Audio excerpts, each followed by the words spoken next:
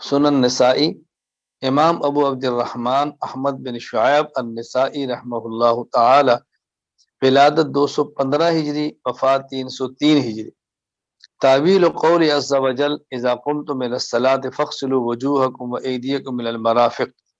وبه قال اخبرنا قتيبة بن سعيد قال حدثنا سفيان عن الزهري عن ابي سلمة عن ابي هريرة رضي الله عنه ان النبي صلى الله عليه وسلم قال اذا استيقظ احدكم من نومه فلا يغمس يده في وضوئه حتى يغسلها ثلاثا فان احدكم لا يدري اين باتت يده او كما قال۔ حضرت ابو ہریرہ رضی اللہ عنہ سے روایت ہے کہ نبی کریم صلی اللہ علیہ وسلم نے فرمایا، جب تم میں سے کوئی شخص نیند سے بیدار ہو تو اپنا ہاتھ وضو کے پانی میں نہ ڈالے جب تک اسے 3 دفعہ دھو نہ لے، کیونکہ تم میں سے کوئی شخص یہ نہیں جانتا کہ اس کے ہاتھ نے رات کہاں گزاری ہے۔ جب صبح انسان اٹھے تو سب سے پہلے اپنے ہاتھوں کو دھونا، اگر ہاتھوں پر نجاست نہ لگی ہو تو یہ دھونا مستحب اور بہتر ہے۔ اگر ہاتھ پر نجاست لگی ہو تو پھر ہاتھ کو دھونا واجب ہے،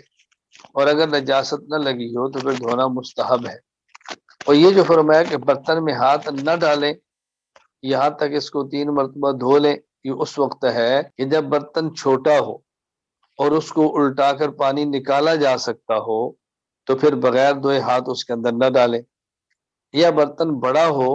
اور ساتھ چھوٹا برتن موجود ہو، مگا وغیرہ جس کے ذریعے پانی نکالا جا سکتا ہو، ہاتھ کو دھویا جا سکتا ہو، یہ تب ہے۔ اگر برتن بڑا ہو جس کو الٹایا بھی نہ جا سکے اور کوئی وہاں مگ اور کپ نہ ہو جس کے ذریعے پانی نکالا جا سکے تو پھر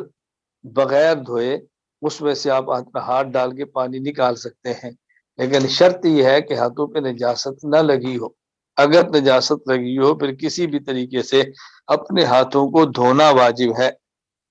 یہ بات اچھی طرح ذہن نشین فرما لیں۔